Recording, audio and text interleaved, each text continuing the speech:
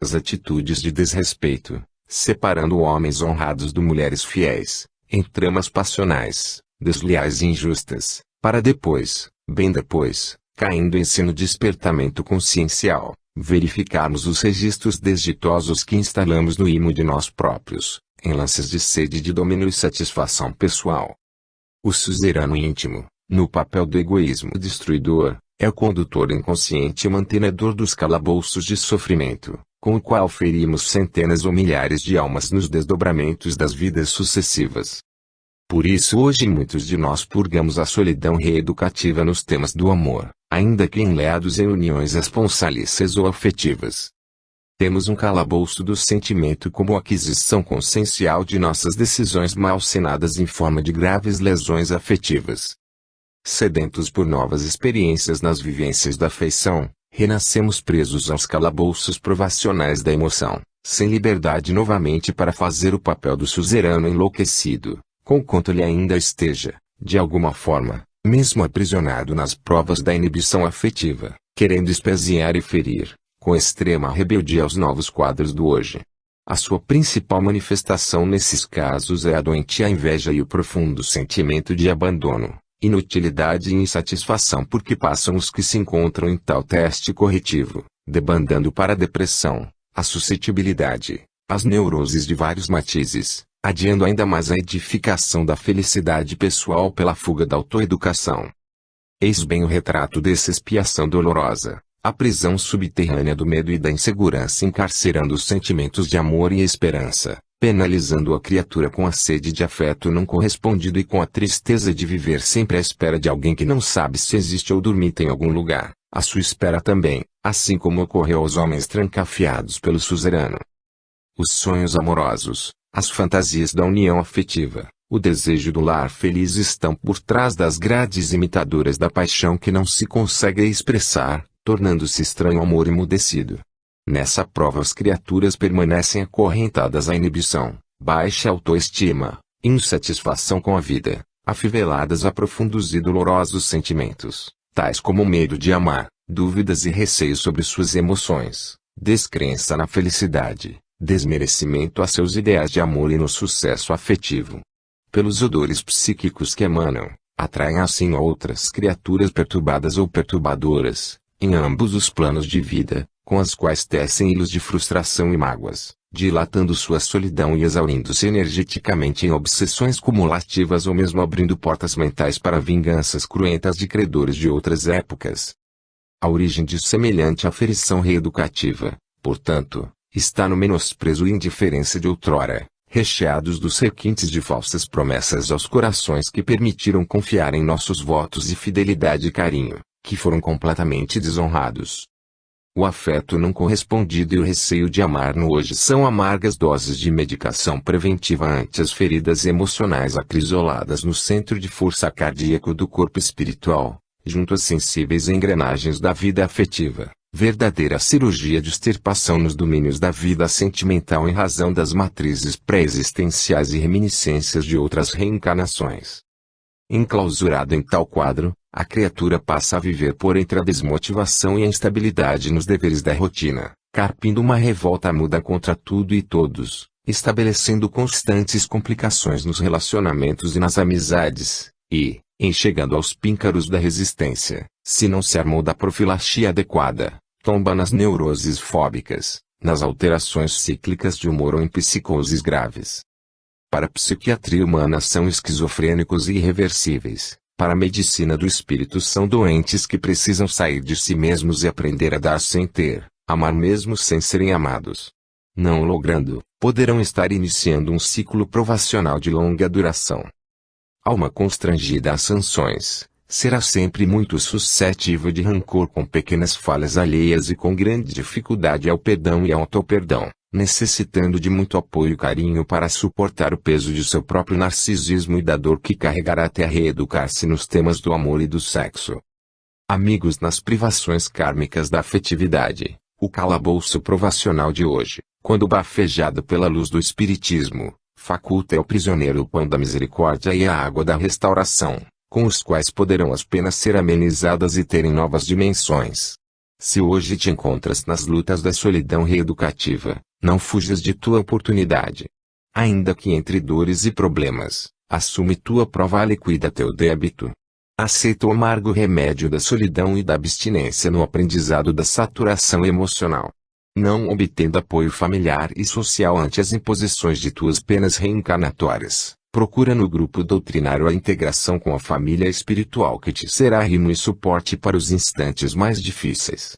Aprende as lições do respeito e do dever nos assuntos do amor, porque também na casa das orações e estudos espirituais depararás inúmeras vezes com corações que ser-te-ão príncipes de encanto aos teus sonhos de afeto, podendo converter-se em suzeranos da ilusão, mas cuida-te para não decepcionares a outros e a ti mesmo. Confidencia a quem tenha condições de amparar-te, isso trará alívio e será o embrião de uma relação valorosa no teu recomeço. Estarás assim confiando em alguém, e confiar em alguém é refazer os caminhos da libertação de ti próprio.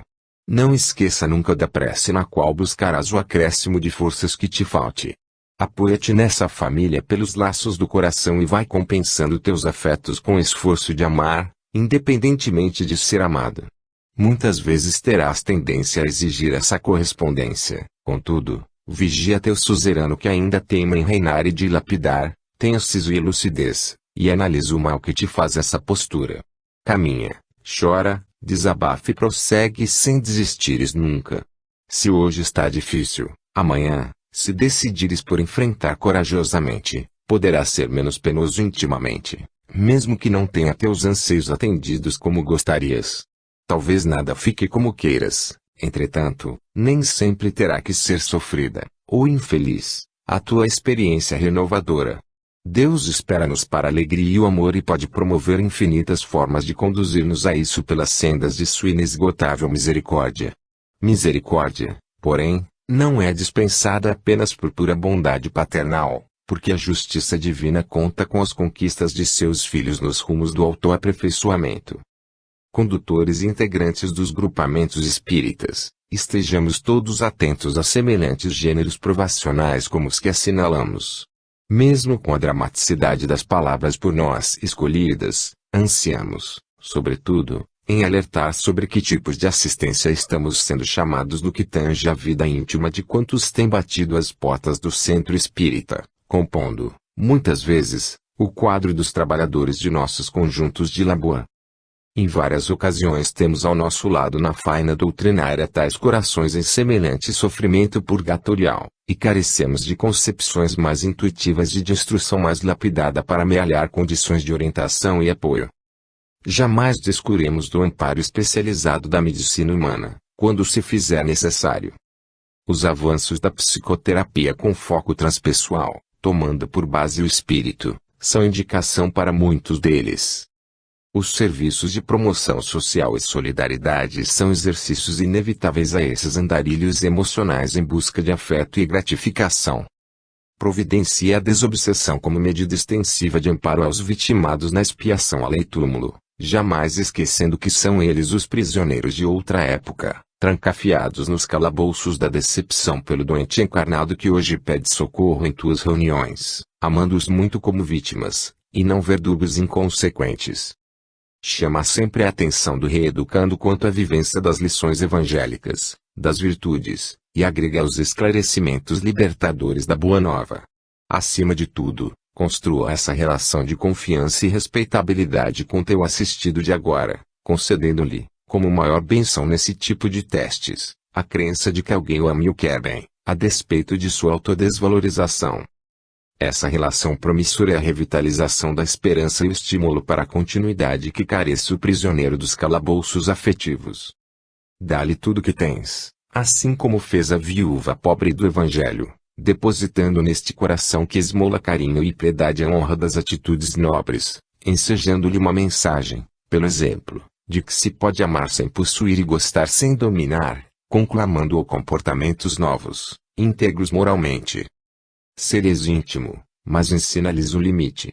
Seres afetuoso, mas ensina-lhes o amor fraternal. Na condição de condutor de grupo ou integrante do mesmo, faze-te um irmão muito disposto a aceitar, compreender e incentivar. É tudo que eles precisam para continuar sua prova redentora em busca da quitação consciencial e de um pouco de paz e crença em um futuro menos sombrio ante suas perspectivas, quase sempre, comprometidas pelas tenazes da amargura e do descrédito. Ama-os sempre e ensina-lhes a amar como devem, e permita-lhes sentir novamente, depois de séculos de secura no coração, a importância de uma família espiritual e dos laços de confiança. Capítulo 24. Amizade, elixir dos relacionamentos. As grandes assembleias excluem a intimidade, pela variedade dos elementos de que se compõem. O Livro dos Médiuns, capítulo 29, item 335. Encontra-se cada vez mais escassa, embora seja cada vez mais procurada. Quase todos a querem receber, poucos a desejam dar. Muitos querem que alguém seja seu amigo, poucos se oferecem como amigos. Amizade, a alma dos relacionamentos, o elixir da convivência saudável e produtiva. Em muitos lances da experiência relacional, a amizade tem sido o campo de esperanças no começo de muitos encontros, quase sempre, vindo a constituir-se, com o tempo, como a zona da convivência na qual despejamos limitações e necessidades, convertendo os melhores zelos em extenso campo de conflitos a administrar. Basta uma leve decepção e o encanto do primeiro instante desfaz-se, convertendo-se em antipatia ou mesmo aversão. Por isso, a amizade pede cuidados para ter sua finalidade útil e edificante ao aprendizado espiritual. Como manter-lhe então a longevidade? Como superar a rotina que costuma tomar conta das amizades? O que tem faltado para que os amigos consigam continuar atraídos na permuta? Respondamos tais questões definindo inicialmente o que fazem duas criaturas afinadas entre si. Amigos compartilham. Eis uma expressão que sintetiza sua relação, um elo de compartilhamento. Compartilhar é participar, ter parte em algo do outro, mas não tomar conta ou exigir esse algo do outro, o que nos faz penetrar no âmbito da ética da liberdade. Amigos compartilham coisas, valores, vibrações, momentos, prazer, trabalho, dever, diversão, o saber, a experiência, as tarefas espíritas, o aprendizado evangélico, necessidades. Variados relacionamentos nomeados como amizade têm compartilhado, via de regra, problemas, dificuldades, invalidando o motivo central que faz com que duas pessoas se busquem para tecer momentos de convívio, que seria o preenchimento, a satisfação, a compensação, a busca do crescimento pessoal. A verdadeira amizade, para prolongar-se e vencer a rotina, tem que estar assegurada por um ideal que absorva os amigos e ao mesmo tempo enrijeça a relação. Na casa espírita, por exemplo, onde inúmeras vezes as pessoas recorrem em busca de apoio de quem as compreenda, carregando extensa dificuldade para expor suas dificuldades, o ponto de partida da amizade é a atitude de disponibilidade para o sagrado ato de ouvir. Em seguida vem a confiança, fio afetivo condutor das amizades, e então estabelece-se um elan de profundidade que, regado pelo ideal de servir e aprender, mantém muitos corações longamente unidos no tempo. Fraternidade e trabalho pelo próximo são os adubos da amizade espírita. Mas precisamos estudar com mais atenção e debater os porquês de nossas agremiações estarem tão pouco afeitas à formação de grupos de amigos, transformando em muitas ocasiões a casa de amor em locais sacralizados de encontro com Deus, evitando o encontro entre humanos, guardando uma aura mística e sacra nas posturas, fazendo-nos recordar os templos de outrora nos quais nos encontrávamos para orar e, fim do ritual, cada qual retornava a seu caminho sem se conhecerem, sem se encontrarem para o diálogo, a troca. Outras vezes esse encontro toma maus rumos, graças a não terem seus componentes sido envolvidos pelo espírito evangélico, escasso ou mesmo ausente no ambiente onde se deram tais encontros. Eis um tema oportuno às nossas discussões debatedoras. Por que está escassa essa amizade em boa parte de nossas agremiações que cultuam o amor? Por que núcleos que laboram com a moral da fraternidade deixam uma lacuna ante os zelos de seus membros? O que as agremiações doutrinárias podem empreender em favor da extensão de relações mais agradáveis? Essa ausência de ternura entre os membros de um mesmo núcleo, guardando distanciamento, é empobrecedor para nossas realizações. Quando os componentes se amam, se conhecem, quando se estabelecem relações de confiança e respeito, As atividades ganham vício, estímulo, produtividade. Os grandes grupos, nesse prisma, desfavorecem ainda mais por perderem a intimidade. Grupos menores ensejam esse conhecimento mútuo e uma aproximação afetiva entre seus membros. Ressaltemos aqui que, se a falta de proximidade pode constituir um obstáculo a nossas lides, o excesso dela também pode gerar outras tantas lutas. Intimidade nos relacionamentos é a zona delicada da convivência que apela para a virtude e o caráter, a fim de saber fazer dela o que se deve, e não o que se quer.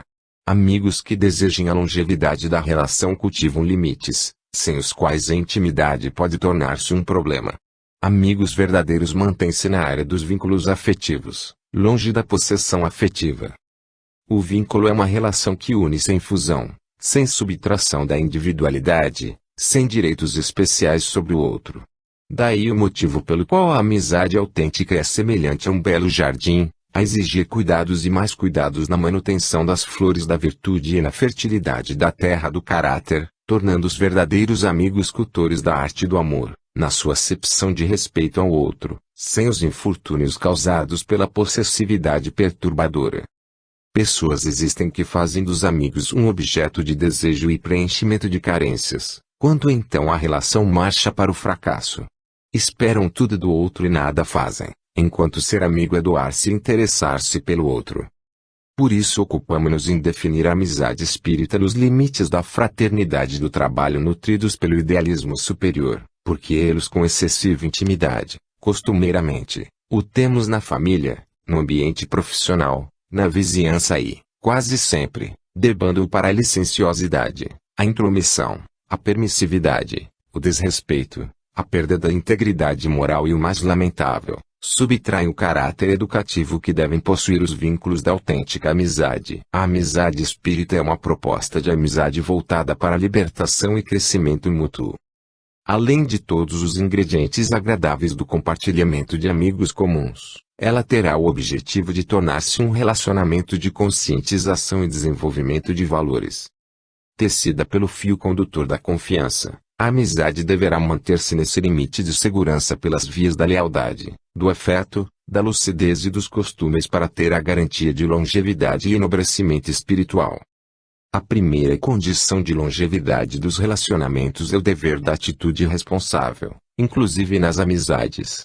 Guardar a intimidade no patamar do equilíbrio ético. Compartilhar com vigilância, sempre atento à visão imortalista que deve inflamar os vínculos entre os que desfrutam da felicidade de saber que tal longevidade pode perdurar até no além-túmulo, só dependendo de nós aplicar-lhe o elixir do amor. Capítulo 25. Elos entre dois mundos. Imagine-se que cada indivíduo está cercado de certo número de acólitos invisíveis, que se lhe identificam com o caráter, com os gostos e com os pendores.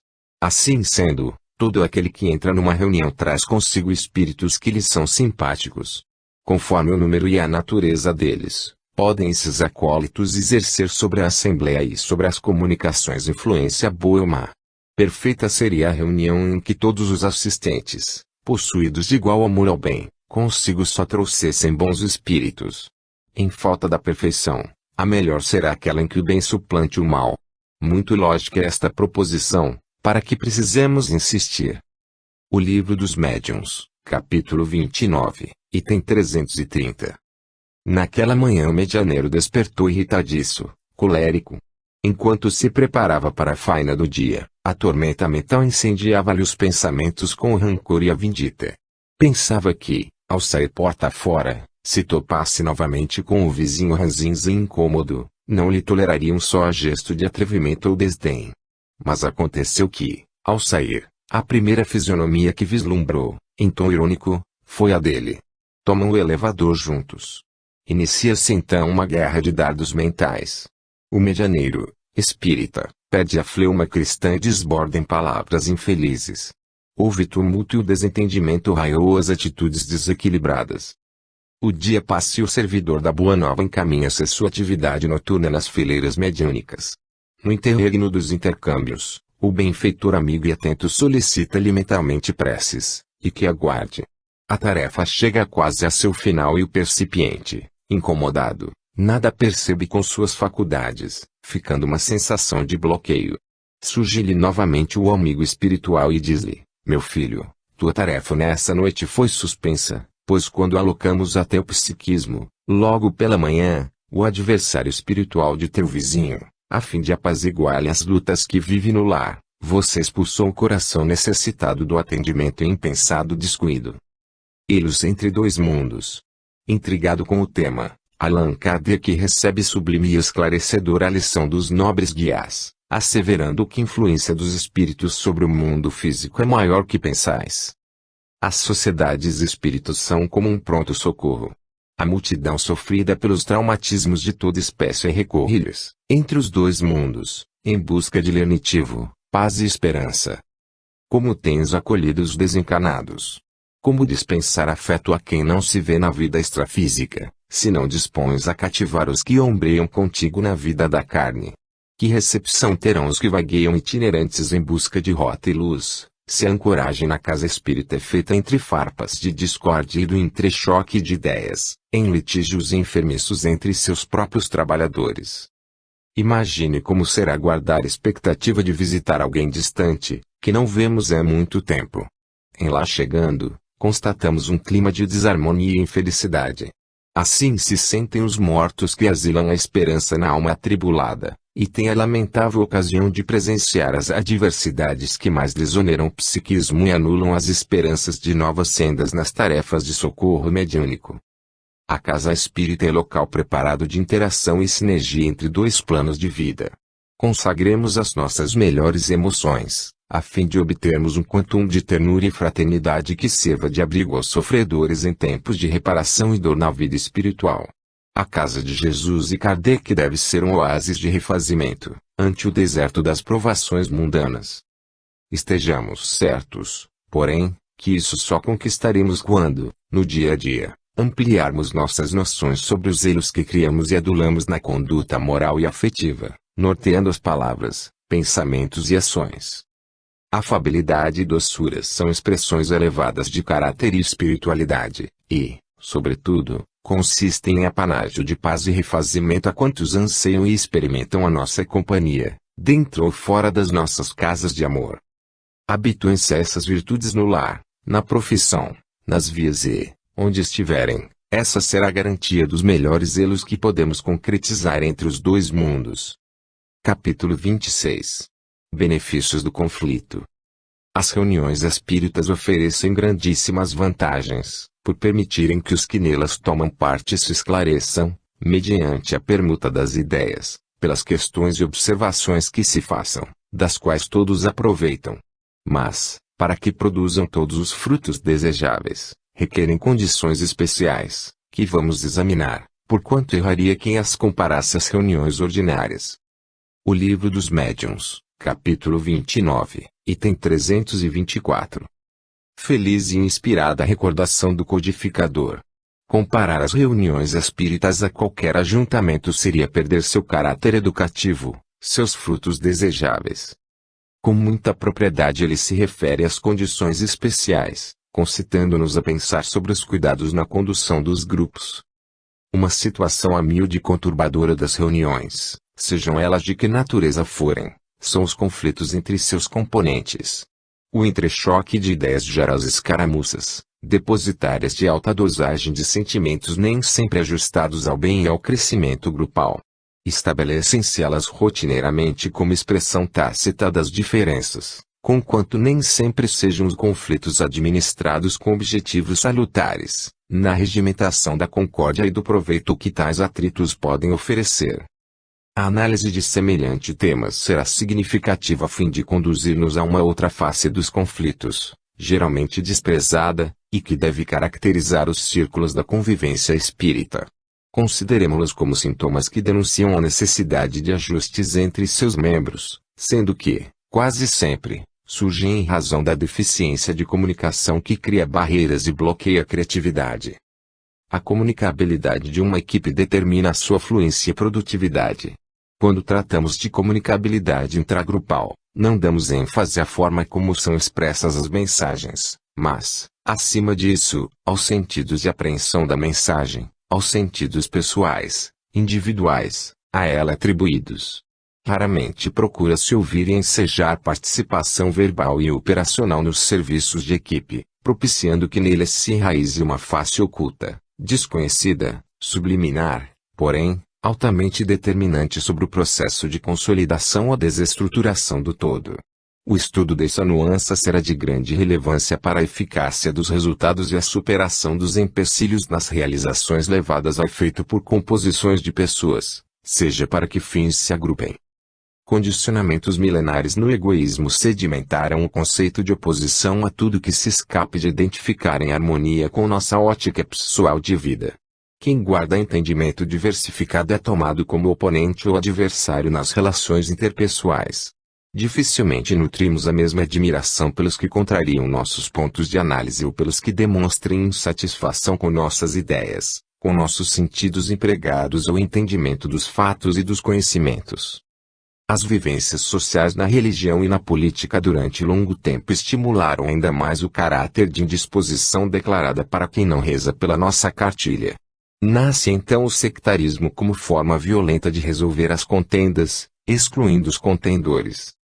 Conciliado com essa conotação de ser contra, associou-se o sentimento de gostar menos, e os conflitos passaram a ser interpretados como uma arena na qual tem que haver vitoriosos e derrotados.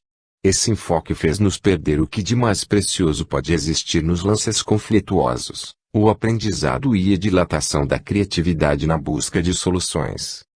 Por essa razão, será imperativo que os dirigentes e as próprias equipes doutrinárias se orientem sempre ao treino e ao desenvolvimento da inteligência emocional, em favor das condições especiais de uma vida relacional sadia e enobrecedora, procurando enfocar os embates como sinais e notas. Sinais que indicam rumos a serem seguidos e notas que avaliam nossas reações ante as provas da tribulação. Será de bom alvitro o cultivo das habilidades que envolvem a negociação e a busca de soluções, da empatia, da liderança participativa. Quando agimos com disciplina emocional, recorrendo à assertividade, isto é, ao domínio sobre o cosmo emocional, os atritos são educativos e podem levar a profundas reciclagens. Isso porque, quase sempre, os embates da vida em grupo só ocorrem em razão dos processos conflitantes que carregamos em nós mesmos, optando por sentidos nem sempre harmonizados ao bom senso e consenso grupais, acabando por extravasar-se, circunstancialmente, como objetivos personalistas. Ante semelhantes fatos, a atitude de neutralidade emocional e meditação serão indício de maturidade afetiva e reeducação dos sentimentos nas convivências tormentosas. Os homens estiveram em desatinado conflito com Jesus, com suas ideias, com suas movimentações, embora ele, pacífico e sereno, conduziu os provocantes a mergulharem em si mesmos e a descobrirem suas insatisfações, frustrações e as raízes de suas emoções perturbadoras, com as quais intentavam afetar o equilíbrio do mestre. Nos grupos doutrinários muitos asseveram a necessidade de unanimidade, determinando que amoráveis seriam as equipes sem problemas e que jamais tivessem de conflitar. Entretanto, dificilmente essa será a tônica de grupamentos sérios e autênticos. Paulo, o missionário de Tarso, fala-nos do bom combate, aquele que vale a pena ser deflagrado para introspecção, autoavaliação, o bom conflito. Grupos sem conflitos não crescem tanto quanto poderiam e, porque não existe o desentendimento e os desacertos manifestados, nenhuma garantia há de que, intimamente, os componentes não estejam em litígios. Eis a importância da sinceridade fraterna, com pleno respeito pelas opiniões alheias, adotando-lhe de uma postura de alteridade ante os diferentes e as diferenças, buscando entender as razões subjetivas de cada componente para seu proceder, conhecendo-lhe com mais profundidade os dramas pessoais, sem o que ele será apenas mais um nó aglomerado de pessoas. Essa é a tarefa que distingue um grupo que cria hilos de afeto de uma reunião de criaturas que se ajuntam sem tecer a rede da fraternidade legítima. Convenhamos que as tribulações surgem em razão das estruturas íntimas que carregamos para a vida de relações, chamando-nos algumas vezes a muita paciência e tolerância com o outro. Em verdade, a luta é toda nossa, pois ainda não conseguimos decretar a alforria desejada sobre muitas imperfeições, guardando expressivos limites na forma de interpretar as mensagens que compõem o nosso campo de ação doutrinário. Assumamos em quaisquer circunstâncias de luta a diretriz do perdão, evitando magoar-nos com as ações alheias em razão do incômodo que nos causem. Melhor perdoar a ter que carpir o arrependimento. Ante as tribulações do conflito que não podemos evitar, recolhamo-nos em atitude elevada, longe dos reflexos costumeiros das emoções conturbadas, e preparemo-nos para extrair suas lições. Arrimemo-nos na oração nos instantes em que nos situarmos na zona dos conflitos, para não perdermos os frutos do teste de abnegação e harmonia. Diluamos angústia proveniente de semelhantes ocasiões fazendo um autoexame leal com a consciência, procedendo a uma decisão incomum e educativa que venha somar nos destinos das tarefas às quais somos colaboradores, adotando a postura de humildade e desculpa, distante do orgulho dos pontos de vista pessoais, ensejando que a brisa da concórdia possa roçar os nossos corações no entendimento e fraternidade. Façamos assim e saberemos extrair o grande benefício do conflito que é a sua capacidade de abalar nossas certezas.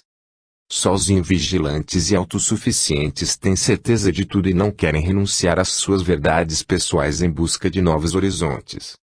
Habituando-nos paulatinamente a esse mister, aprenderemos a arte sublime de debater com a vida e com todos, sem exaurir o desnecessário de forças interiores nos entrechoques da convivência, convertendo-se cada ocasião de conflito em convite à promoção pessoal, ainda que o outro não deseje o mesmo. Amigos queridos da direção de grupos, envidemos esforços pela renovação de conceitos em nossos conjuntos cooperadores. Discordar com acerto é uma habilidade a ser cultivada na escola do centro espírita que nos será valoroso preventivo contra o dogmatismo e a perigosa monopolização cultural. Temos observado que o melindre, essa doença de nossas mentes, tem sido álibi para que se evite dizer o que se pensa, excedendo-se em cuidados e protelação, suprimindo a sinceridade edificante que deveria constituir-se em uma das condições especiais prioritárias citadas pelo codificador em nosso trecho de análise. Evidentemente, cuidar para verbalizar as críticas ou discordâncias é vigilância operante, contudo, evitar a verdade, a pretexto de prudência, é omissão conivente.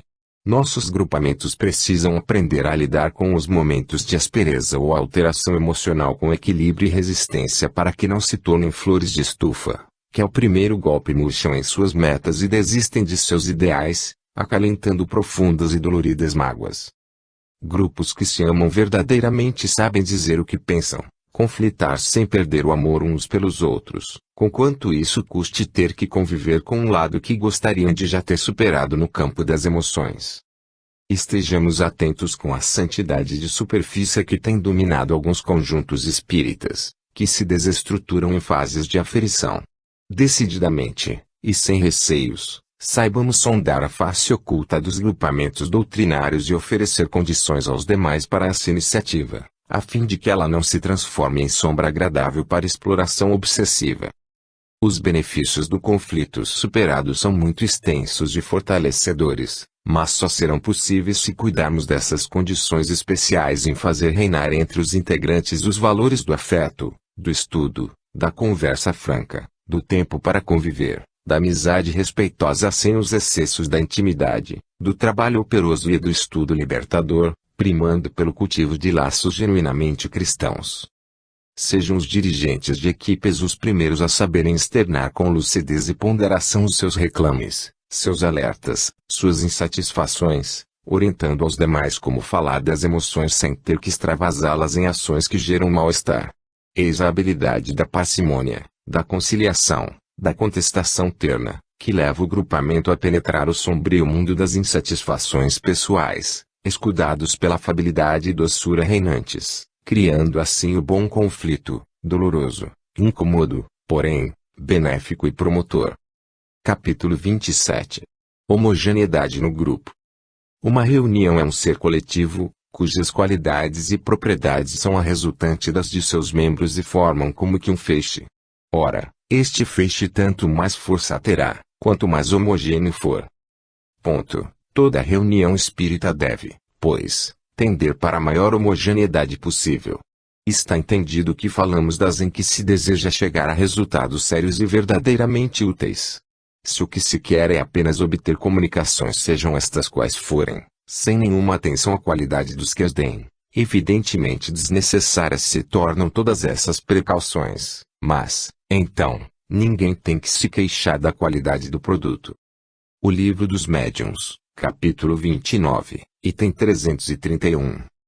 Um dos requisitos mais valorosos na formação e desenvolvimento de grupos é a homogeneidade. A palavra grupo, em suas raízes etimológicas, significa um nó, provindo esse termo da língua italiana. O nó recorda os pontos de sustentação e fortalecimento de uma rede, e esse simbolismo nos remete aos grupos espíritas, que deverão ser como redes tecidas pelo sentimento que agrega e baliza todas as suas rotas educacionais no aprendizado espiritual. Quando se menciona a terminologia homogêneo para grupos, logo vem à mente a ideia de igualdade, padronização. Contudo, seu significado é um tanto mais elástico e profundo, porque jamais obteremos características uniformes, uma vez que cada pessoa é um mundo em si. Apregoar a qualidade de homogêneo condicionada a imposições a desrespeitar o fluxo dos valores latentes e adormecidos na intimidade de cada ser. Grupos homogêneos são os que guardam uma certa atração para um ideal comum, um objetivo claro, e que têm uma visão compartilhada de seu futuro, de onde querem chegar, para onde se dirigem. Em torno desse ideal compartilhado, nascido de dentro para fora e constituindo as aspirações de todos, tem-se a chave da homogeneidade. Esse comprometimento com uma meta, um programa, uma mentalidade estabelece laços no coração, conquanto haja divergência de visões intelectivas de diferenças temperamentais.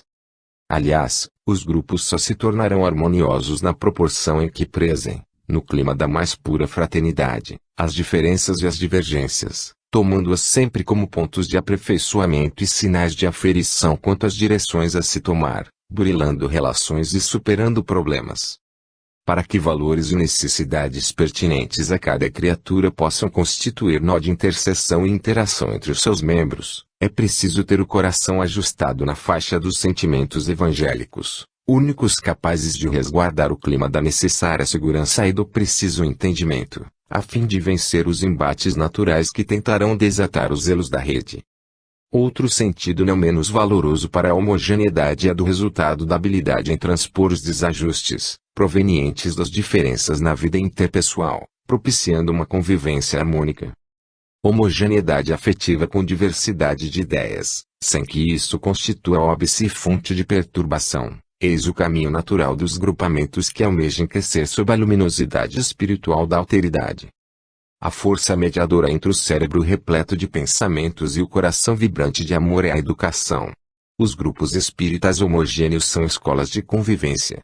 Não existem sem problemas, aversões, simpatias, antipatias, dúvidas, desavenças e frustrações, mas, como estão aquinhoados com as luzes das diretrizes do Cristo, são regulados por uma consciência de dever e responsabilidade que, espontaneamente, aciona-lhes o campo afetivo para a vitória e a conquista de si mesmos pelas vias da assertividade, do perdão, da disposição sincera de amar e do desejo de aprender, educando as emoções a rumos superiores.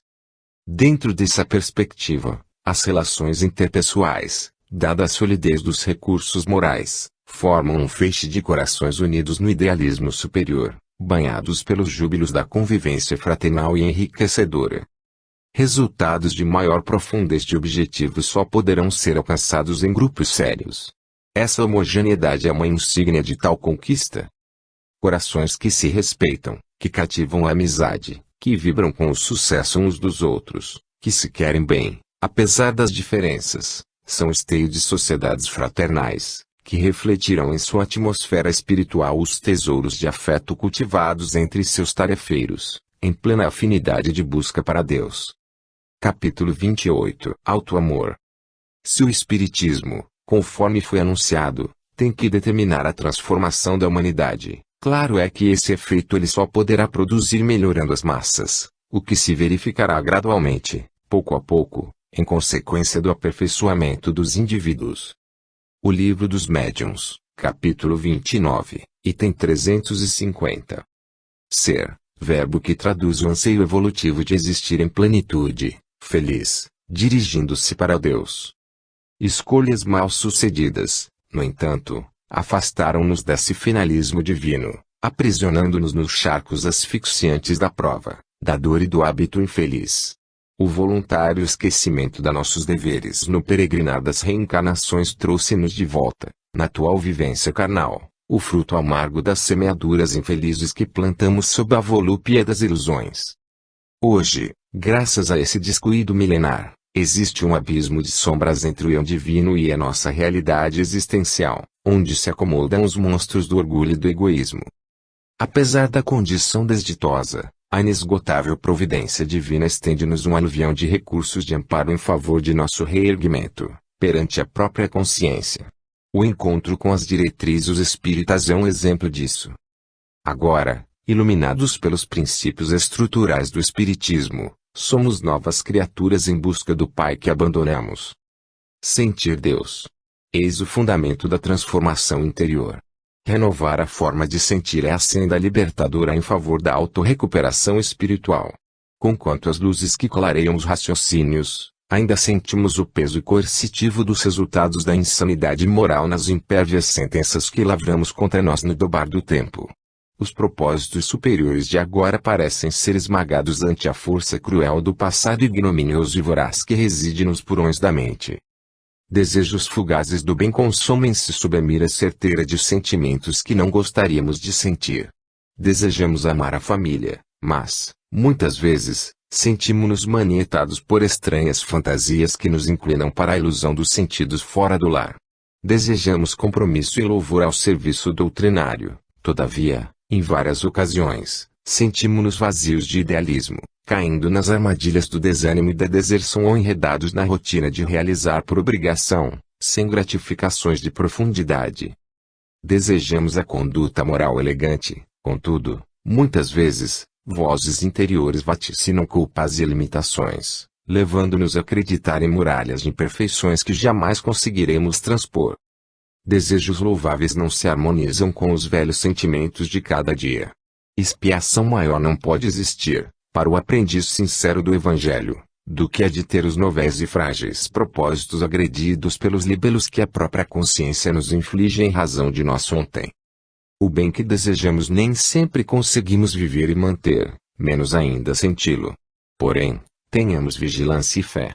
Essa é a trajetória natural de regresso ao encontro do ser. Existir para Deus, em nosso caso, implica vencer todas essas expiações do sentir, palmilhando as veredas reeducativas da atitude em favor do renascimento do ser glorioso e magnânimo ergastulado sob a canga de nossas mazelas.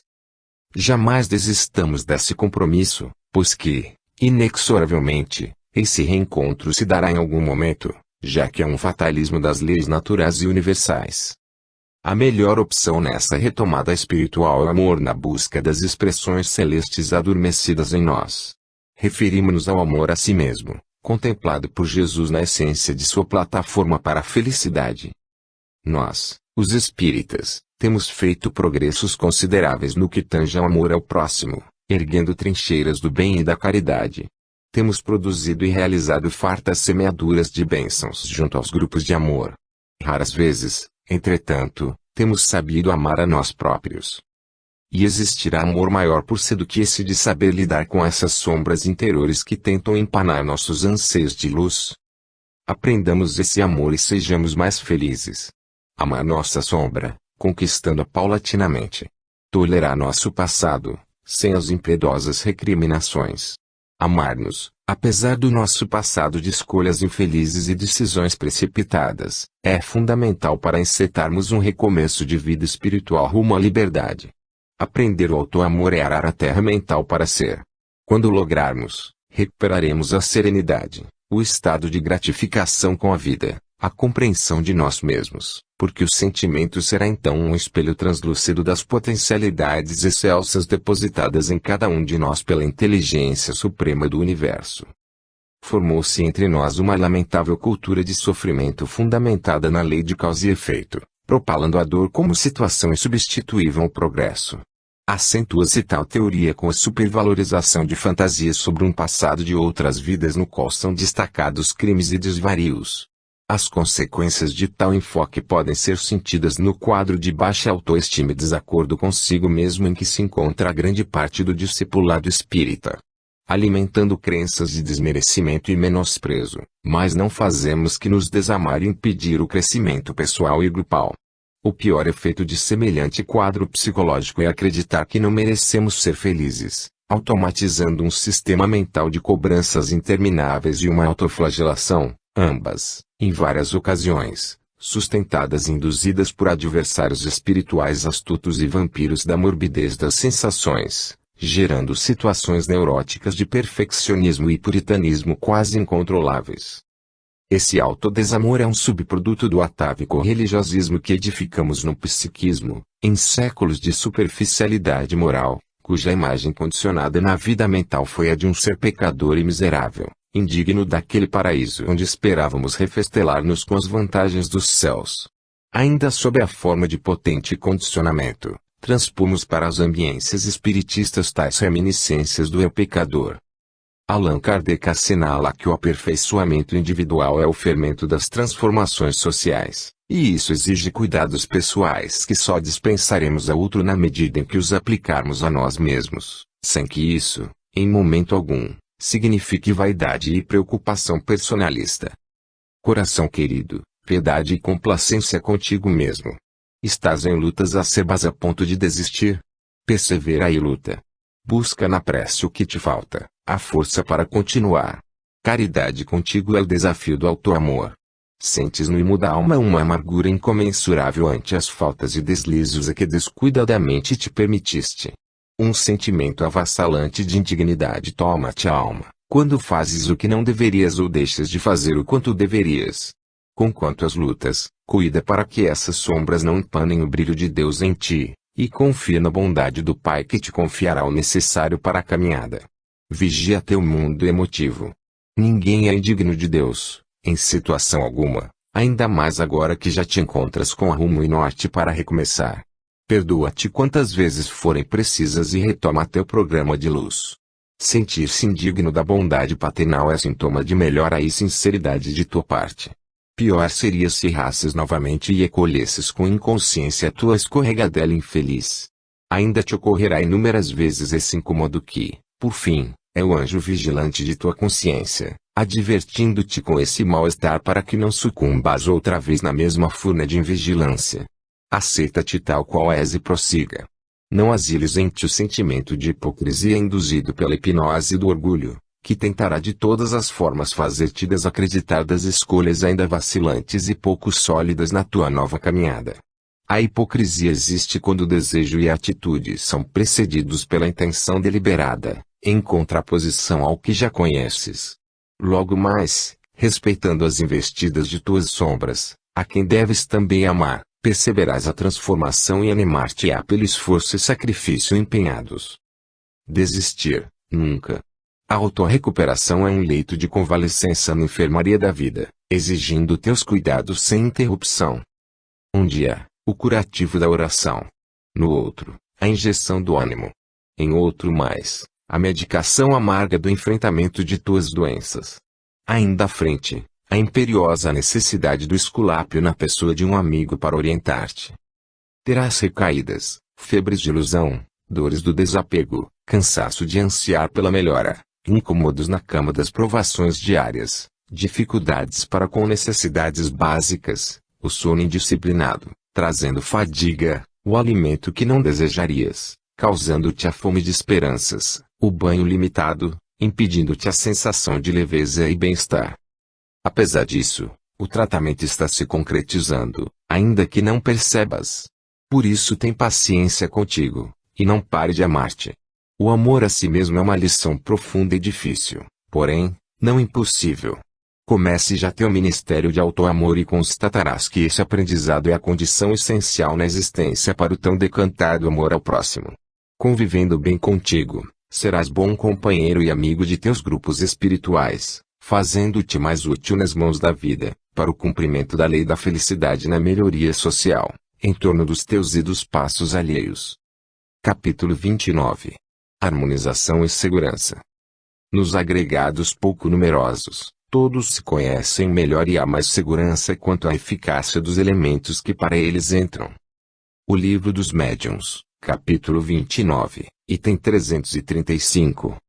Como remanescente de eras primárias da evolução humana, trazemos ainda hoje como reflexo marcante e dinâmico o vício da posse, sendo esse um complexo mecanismo desenvolvido pela alma na busca de segurança. Agrilhoado a milenários impulsos da vida corporal, na medida em que adquire a razão, passa o homem a ter o instinto de posse não mais como motivação para buscar a satisfação de necessidades básicas, mas sim como garantia de bem-estar ante os desafios ameaçadores da vida e da estabilidade em sua jornada. Acumular passa a significar proteção e defesa, e por longas e repetidas vezes o estágio nessa atitude conduziu a mente a sedimentar os valores da soberba, da tirania, da ilicitude e da ganância na direção dos excessos. Hoje, quando nos referimos à segurança e à preservação, necessariamente associamos esses sentimentos a medidas exteriores, tais como riqueza, dotes sociais, beleza e conforto, que são ícones para a paz interior no campo do existir humano. Tais manifestações que ensejam a fugaz sensação de segurança e paz interior são fortes ilusões, escravizando a mente a padrões de comportamentos e alijando da alma a expressão do afeto isento das cargas emocionais primárias e empobrecidas de autêntico amor. Essa vivência da evolução permite-nos tecer considerações oportunas à nossa convivência, uma vez que segurança é o que mais almejamos junto àqueles com os quais partilhamos nossas vidas. Na ausência desse sentimento instala-se, ocasionalmente, o reflexo da injustiça. O sentimento de injustiça, por sua vez, é o desajuste do afeto que leva o coração a disparar a rebeldia, a mágoa e o ódio como hábitos longamente cultivados desde tempos imemoriais. Asilando esse sentir-se injustiçado, que se efetiva para cada individualidade conforme seu temperamento e caráter, estabelece-se a desarmonia da razão que pode levar à adoção de ações reflexas, desde a ira até o crime não intencional. Em verdade, estamos estudando a intensa capacidade de destruição que tem o egoísmo, o qual nos é próprio no atendimento ao instinto de conservação natural, mas acrescido pelos excessos adquiridos em milênios de orgulho e vaidade, saciedade e ambição.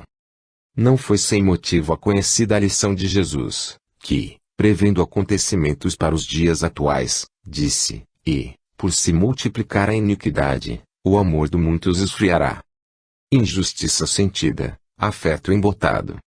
Muitas vezes, essa busca de segurança tem conotações sutis nas ações que carecem ser compreendidas, a fim de melhor nos posicionarmos uns frente aos outros. A necessidade de domínio e controle é outra forma costumeira de apresentar-se, seja no lar ou na profissão, na amizade e, igualmente, nas movimentações doutrinárias. Ocorre que, quase sempre, onde tais sentimentos de posse comparecem, morrem a fraternidade e as relações ricas de permuta afetiva. Controle e domínio, quando surgem em nossas lides, travestem-se em normas e planos coletivos, hierarquia e interesses de grupos, sob a chancela de missões necessárias ou diretrizes do mais alto bom andamento dos destinos do espiritismo ou no alcance de objetivos grupais e institucionais. O resultado inevitável, nessas condições sociais, é a poda de valores substancialmente essenciais ao resgate do espírito da simplicidade, da despretensão e do respeito com o qual deveríamos tratar os assuntos da doutrina e, igualmente, a indiferença, o descrédito e o desamor com os quais tratamos uns aos outros nos assuntos da vida interpessoal. Tudo para sentir a segurança do controle das rédeas que, por sua vez, oferece a sensação de posse e realização pessoal. Marca comum à grande maioria dos que se aferram a esse capítulo do egoísmo é o afastamento escolhido das necessidades humanas, no campo do amparo e da solidariedade, enquistando o coração na frieza afetiva, em crises de racionalização. Por isso, se verdadeiramente queremos segurança e estabilidade, busquemo-la na vivência do afeto, e afeto não se desenvolve sem convivência e proximidade, sem permuta e disposição de aprender, sem servir e trabalhar. Eis porque as atividades assistenciais de nossa seara, entre inúmeras vantagens, propiciam ao homem solitário e inseguro vigorosos estímulos não encontrados em quase nenhuma experiência social. Insistimos na vivência do afeto nos grupamentos da nova revelação, porque essa relação assegura a essência do espiritismo em nós, o amor. Labutemos juntos pela humanização de nossas lides, para não nos perdermos em movimentações exteriores improfícuas. Amar a casa mais que a causa é delírio de nossa afetividade que acumula tesouros na terra onde as traças e a ferrugem tudo consomem. O afeto é o tempero das tarefas, imunizando-nos contra a excessiva valorização dos métodos, das formas e das condições de realizá-las, centrando nossas aspirações no ser humano que delas participa, sem fascínio com a teoria, com os conflitos, com os problemas comuns dessas iniciativas. Quando nosso foco é o próximo e a necessidade de servir e aprender, nossos sentimentos serão excelente garantia de boa aplicação e aproveitamento nas atividades em que cooperamos. Evidentemente, com isso, não queremos incentivar a desorganização e os descuidos necessários ao bom andamento de nossos projetos de amor. A clareza de Jesus em destacar que seus discípulos seriam conhecidos por muitos se amarem, João 13:35, não deixa margens a dúvidas sobre as anotações que ora descrevemos. Perambular pelas adjacências das proposituras espíritas será a forte tendência de todos nós, espíritos em busca da remissão consciencial. Entretanto, os conteúdos exarados pela pleia de verdade são por demais esclarecedores ao assinalar que a caridade, entendida como sublime mecanismo de intercâmbio e solidariedade relacional, constitui a prioridade de nossos projetos espirituais em quaisquer formas como se estruturem. Humanização da seara, eis a meta. Sem caridade não teremos jamais a educação, e sem nos educarmos fugimos do objetivo primacial do espiritismo e nos iludimos como o velho instinto de posse no acúmulo de vitórias transitórias junto aos púlpitos do verbo eloquente, do assistencialismo superficial, do controle personalista, improdutiva atividade que, inadvertidamente, nomeamos como sendo trabalho, zelo e dedicação, e terminamos afogados no fascínio sobre os méritos pessoais, em sofrível crise de personalismo. Não é por outro motivo que aqui, nos planos da vida mortal, lamentavelmente temos amparado em nome do amor muitas almas distraídas de seus deveres, junto aos campos do serviço espírita da terra. Carreiam para cá extensa cota de enganos acerca de sua realidade espiritual, supondo-se, em grande maioria, detentores de cabedais ou créditos que não fizeram por merecer. Justificando medidas e ações, decisões de escolhas, com criativo e frágil desculpismo e dotados de arrogância e autoritarismo, quando percebem que não se encontram na vida espiritual tão seguros quanto pareciam no mundo físico, descobrem, pouco a pouco, as vertiginosas armadilhas que desenvolveram contra si próprios, passando por longo estágio de perturbação e inconformação até resgatarem a humildade, para reconhecerem que, em verdade, serviam a si mesmos e não ao Senhor da vinha, amargando o doloroso sentimento de culpa e arrependimento que, somente em novas e mais promissoras oportunidades, em outras reencarnações, poderão expurgar a preço de testemunhos e dores, labor e esforço, na conquista do triunfo sobre si. Segurança, portanto, é sinônimo de acúmulo de bens interiores. Talvez por isso Allan Kardec considera, em nosso tópico de análise, que há mais segurança quanto à eficácia dos elementos que compõem agregados menos numerosos, deixando a entender a importância de relações sólidas, sadias e venturosas para o bem de todos. Cria-se assim melhores condições para uma legítima segurança, em razão de permitir-nos maior introspecção que identifique necessidades de profundidade e, também, dilatarmos o patrimônio da cooperação uns com os outros, ante a extensão de nossas mazelas milenares. Busquemos a segurança, a conservação íntima e pessoal no bem do próximo, pautando nossas vidas pela abnegação e devotamento. Sigamos em nosso favor as felizes recomendações da questão 922 de O Livro dos Espíritos, estabelecendo-as como os pilares de uma reencarnação segura e vencedora. A felicidade terrestre é relativa à posição de cada um. O que basta para a felicidade de um, constitui a desgraça de outro. Haverá, contudo, alguma soma de felicidade comum a todos os homens? Com relação à vida material, é a posse do necessário. Com relação à vida moral, a consciência tranquila e a fé no futuro. Capítulo 30. Educandário do Amor.